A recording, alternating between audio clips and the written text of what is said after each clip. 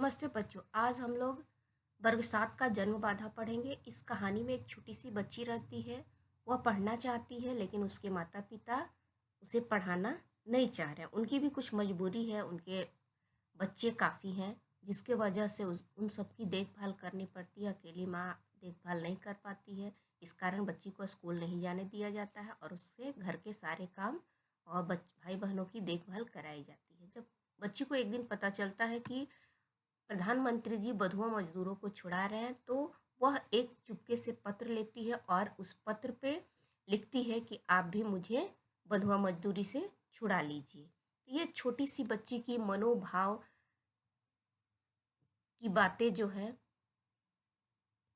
इस कहानी में दिया गया है। तो आइए इस कहानी को पढ़ते हैं। जन्म बाधा। बबलू ने ही यह लीड फेंकी होगी। झाड़ू लगाते समय उसे खाट के नीचे मिली थी, अभी पूरी तरह खत्म भी नहीं हुई कि फेंक दी।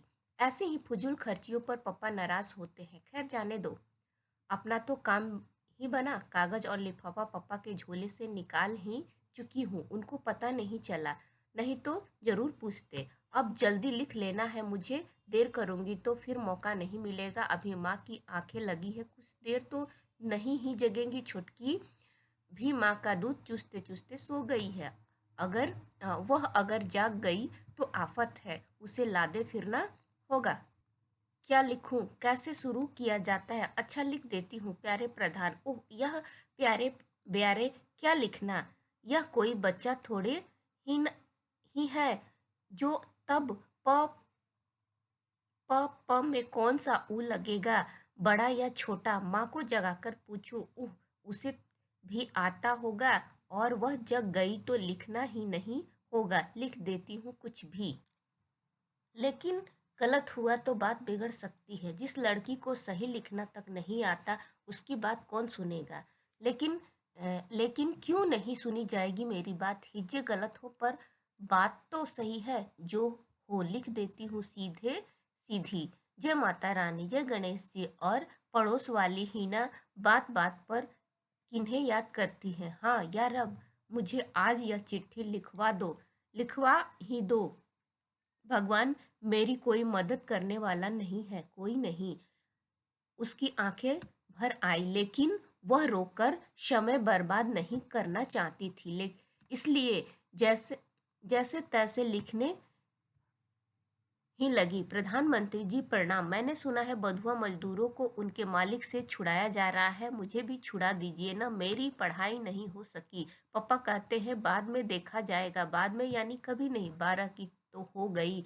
मेरे 3 भाई स्कूल जाते हैं, सब मुझसे छोटे हैं। बबलू जो मुझसे साल भर छोटा है, अपने जूठे बर्तन तक नहीं धोता। गुड्डू 9 साल का है, वह तो बबलू से भी ज्यादा कामचोर है। मुन्नू 7 साल का है, वह बेचारा अक्सर बीमार ही रहा करता है। रीता 5 साल की है, मीता 3 साल की और छुटकी साल भर की, वह भी भात खाने लगी है।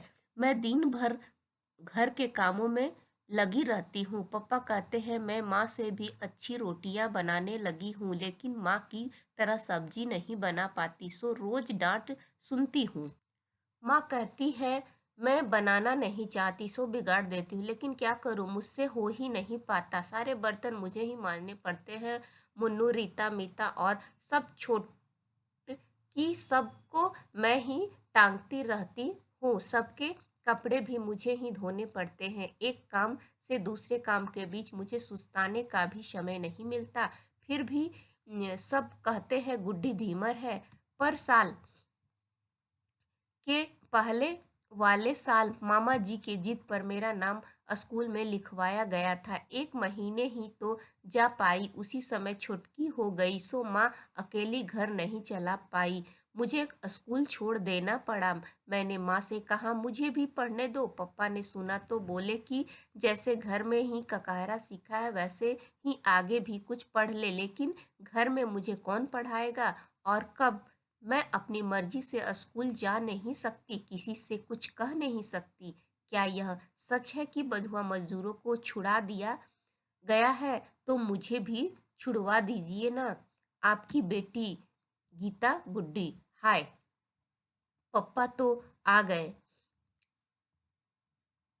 उसी समय उसके पापा आ जाते हैं और गुड्डी ने झट से चिट्ठी मोड़कर छिपा ली, लीड को खाट के नीचे ही फेंक दिया और दौड़ पड़ी। दरवाजे नहीं खुला तो पप्पा बिगड़ने लगते हैं। माँ कहाँ है? सोई है बरामदे में, वह हकलाकर बोली जैसे चोरी करते पकड़ी गई हो। जा चाय बनवा लो, चाय बनवा लो। जितने दिन प्रधानमंत्री जी मुझे नहीं छुड़वा लेते उतने दिन खटवा लो।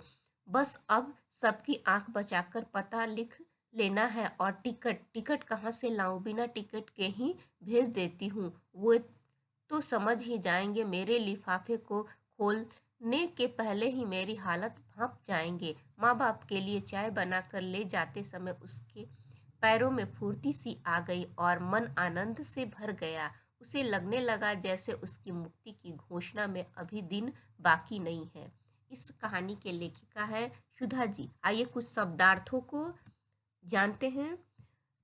तो शब्दार्थ बिगाड़ यानी खराब, धीमर यानी सुस्त, गोपनीय यानी छिपाने योग्य, मुक्ति यानी